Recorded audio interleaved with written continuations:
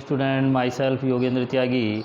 आज हम वीडियो में डिस्कस करेंगे exercise 1.4 NCERT class 10th। Student exercise 1.4 में सबसे पहले हम डिस्कस कर रहे हैं रैशनल नंबर क्या होता है। तो स्टूडेंट हम पहले भी ये डिस्कस कर चुके हैं। Rational number is a number in the form of P upon Q, जो न्यूमरेटर एंड डिनोमिनेटर की फॉर्म में होता है उसको हम कहते हैं रैशनल नंबर। अब रैशनल नंबर किस टाइप का है स्टूडेंट? टर्मिनेटिंग डेसिमल एक्सपेंशन है या नॉन टर्मिनेटिंग डेसिमल एक्सपेंशन है। सो स्टूडेंट हमने प्रीवियस वीडियो में भी डिस्कस किया था कि अगर कोई रैशनल नंबर कंप्लीट डिवाइड हो जाता है और उसका आंसर अगर डेसिमल में भी आता है लेकिन डिवाइडेशन कंप्लीट होता है तो हम उसको कहते हैं टर्मिनेटिंग डेसिमल एक्सपेंशन। लेकिन अगर रिमाइंडर बचता है और रिवाइज होना शुरू हो जाता है आंसर, तब हम उसको कहते हैं non terminating and repeating decimal. So student फिर से हम इसी को समझा रहे हैं एज ए एग्जांपल 2/5। 5 से आप 2 को डिवाइड करें, आंसर 0.4 कंप्लीट डिवाइड हो चुका है। So this is the rational number, this rational number is terminating decimal expansion. Clear? Second example देखिए 1/3 इक्वल टू 0.3333, ये चलता ही रहेगा तो हम इसको यूज़ कर सकते हैं 0.3, इसके ऊपर बार यूज़ किया।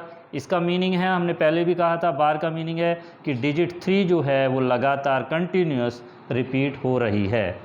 तो जब ये कंप्लीट डिवाइडेशन नहीं हो रहा है, कोई डिजिट है जो रिपीट हो रही है, इसको हम कहते हैं non terminating and repeating decimal expansion. Clear? तो आपको पता चल गया टर्मिनेटिंग एंड नॉन टर्मिनेटिंग। इसी पर स्टूडेंट आप देखिए theorem 1.5। Theorem 1.5, let x equal to P upon Q because a rational number is the form of P upon Q and rational number P and Q are co-prime number। P and Q में कोई भी common factor नहीं होता है, इसीलिए हम इनको कहते हैं co-prime number. Q is the form of 2 raised to the power m and 5 raised to the power n। ध्यान दें student, if Q is the form of 2 raised to the power m and 5 raised to the power n or 2 raised to the power n into 5 raised to the power n, then x has the terminating decimal expansion। Clear student? अगर q जो denominator है, अगर हम prime factor उसके करते हैं और इस फॉर्म में हमें मिले 2 की पावर m 5 की पावर n या 2 raise to the power n and 5 raise to the power n, तब ये रैशनल नंबर एक टर्मिनेटिंग डेसिमल एक्सपेंशन होगा। क्लियर हो चुका होगा स्टूडेंट? और इसी के बेस पर अब इस एक्सरसाइज के क्वेश्चन हमें सॉल्व करने हैं। स्टूडेंट एक्सरसाइज 1.4 का फर्स्ट क्वेश्चन हम डिस्कस कर रहे हैं। Without actually performing the long division state with the following rational number will have a terminating decimal expansion or non-terminating repeating decimal expansion according to question। यहाँ पर कहा गया है कि 13/3125 एक रैशनल नंबर है, इसको आप लॉन्ग डिवीज़न मत करिए, केवल जो अभी आपको थ्योरम 1.5 डिस्कस की थी कि डिनोमिनेटर के आप प्राइम फैक्टर करिए। अगर डिनोमिनेटर के प्राइम फैक्टर जो जिसको हम कहते हैं Q, उसके अगर prime factor 2 raise to the power m and 5 raise to the power n की फॉर्म में आते हैं तब वो टर्मिनेटिंग होगा, और अगर इस फॉर्म में नहीं आते हैं then non terminating decimal expansion.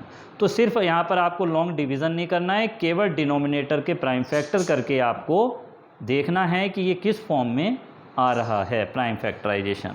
तो चलिए 3125 स्टूडेंट 3125 के प्राइम फैक्टर करते हैं हम। देखिए ये 2 से डिवाइड नहीं होगा, 3 से भी नहीं होगा, 5 से हो सकता है। 5 6 जा 30, 5 2 जा 10, 5 5 जा 25। अगेन प्राइम फैक्टर 5 ही लेंगे हम, और 5 1 जा 5, 5 2 जा 10, 5 5 जा 25, 5 2 जा 10, 5 5 जा 25, एंड 5 1 जा 5। सो स्टूडेंट देखिए 1 2 3 4 5। तो यहाँ पर 5 के कितने फैक्टर आ रहे हैं स्टूडेंट? 5 के 5 ही फैक्टर्स हैं, क्योंकि 5 टाइम हमने जब इसके मल्टीप्लाई अगर हम करते हैं तो 3 1 2 5 ही आंसर यहाँ पर हमें मिलेगा। तो इसको हम यहाँ पर नोट डाउन कर सकते हैं student, 5 into 5 into 5 into 5 into 5। यहाँ पर ये 2 raise to the power m and 5 raise to the power n की फॉर्म में नहीं आ रहा। 5 तो फैक्टर है लेकिन 2 फैक्टर यहाँ पर नहीं आ रहा है स्टूडेंट। तो क्या किया जाए?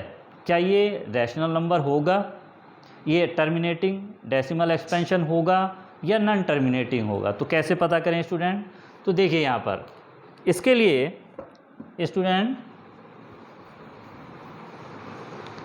हम इसको नोट डाउन कर सकते हैं 13/5 रेज टू दी पावर 5 और 13/2 रेज टू दी पावर 0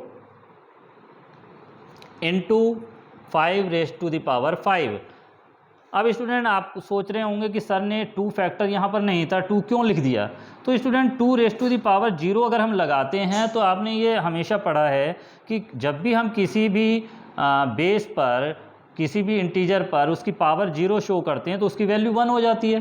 तो 2 raise to the power 0 equal to 1, then 1 into 5 raise to the power 5, same वही है, लेकिन ये फॉर्म में आ चुका है। किस फॉर्म में आ चुका है? 2 raise to the power m into 5 raise to the power n। तो ये जब इस फॉर्म में आ चुका है तो ये किस तरह का है? ये rational number student terminating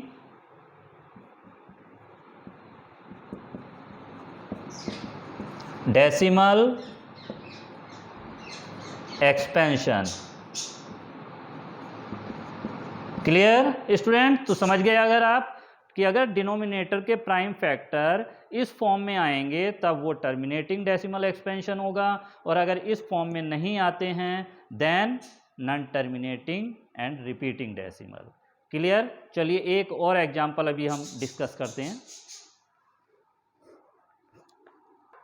next देखिए student second part 17/8। So student आप 8 के यहाँ पर फैक्टर कर रहे हैं, 2 4 जा 8, 2 2 जा 4, 2 1 जा 2। सो 17/2 इंटू 2 इंटू 2।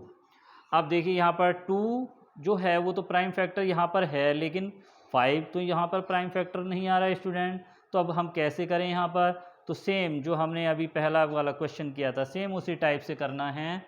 देखिए 17/2 raise to the power 3 multiply 5 raise to the power 0, because 5 raise to the power 0 equal to 1, but the denominator of 8 is form of 2 raise to the power 3 into 5 raise to the power 0। Denominator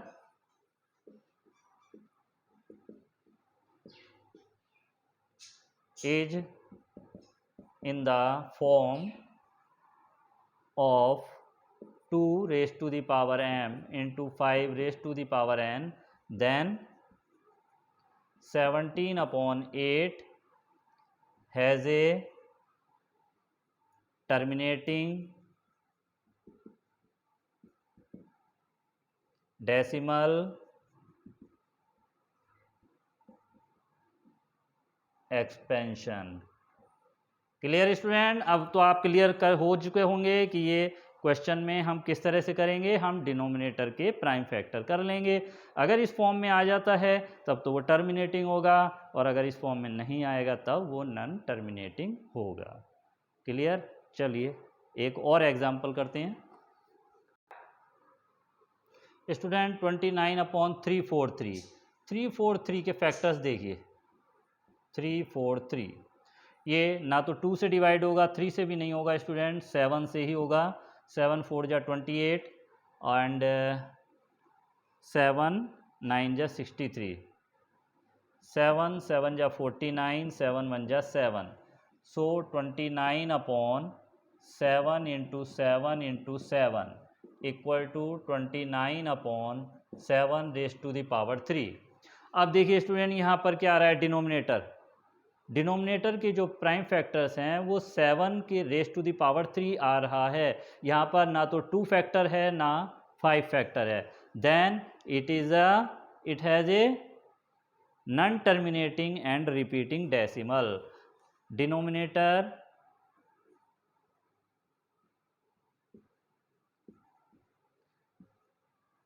has not a form of 2 raised to the power m and 5 raised to the power n, then it has non-terminating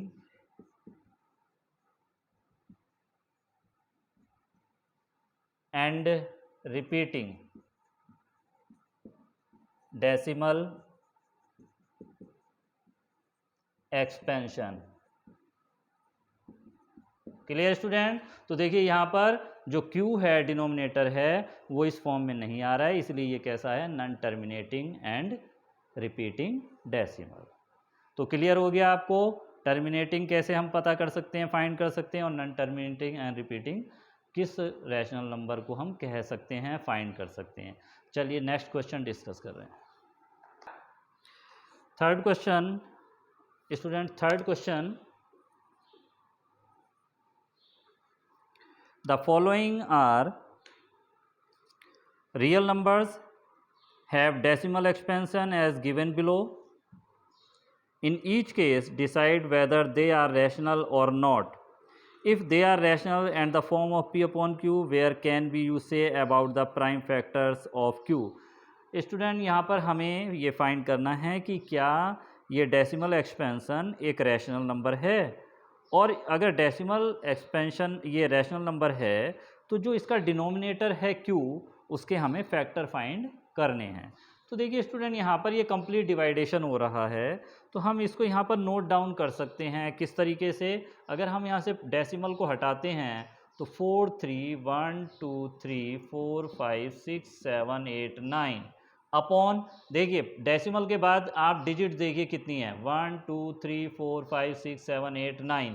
तो आप यहाँ पर क्या कर सकते हैं, 1 and 9 0, 1 2 3 4 5 6 7 8 9, और ये अब एक रैशनल नंबर बन गया है स्टूडेंट, बन गया है ना P अपॉन Q की फॉर्म में। तो रैशनल नंबर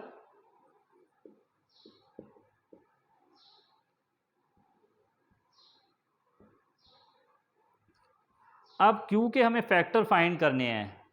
तो Q के फैक्टर देखिए स्टूडेंट, 1 2 3 4 5 6 7 8 9, इसको हम लिख सकते हैं 1 इंटू 10 की पावर 9। क्लियर? और 1 इंटू 10 की पावर 9, तो क्या हम इसको यहाँ पर 1 इंटू 10 की पावर 9 है, तो हम इसको यहाँ पर लिख सकते हैं क्या, 2 raise to the power m and 5 raise to the power n। इस फॉर्म में क्या ये आ सकता है student?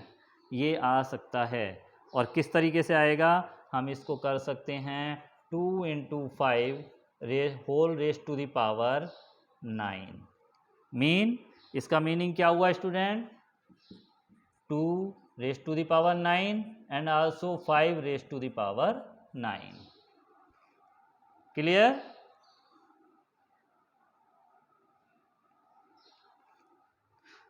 So I hope that student आज 1.4 एक्सरसाइज में जो हमने डिस्कस किए क्वेश्चन आपको क्लियर हो चुके हैं। इसको आप नोट डाउन कर लें और एक्सरसाइज को आप कंप्लीट कर लें। चैप्टर 1 की ये लास्ट एक्सरसाइज थी स्टूडेंट, और इसी के साथ ये चैप्टर फर्स्ट आपका कंप्लीट हो चुका है, और सेकंड चैप्टर हमने इससे पहले कर चुके हैं तो हम इस समय chapter first and second 2 chapter complete कर चुके हैं स्टूडेंट, और ये दोनों ही चैप्टर आपके नोटबुक में कंप्लीट नोट हो जाने चाहिए, नोट डाउन हो जाने चाहिए। नेक्स्ट वीडियो में हम न्यू चैप्टर स्टार्ट करेंगे, डिस्कस करेंगे। Thank you very much.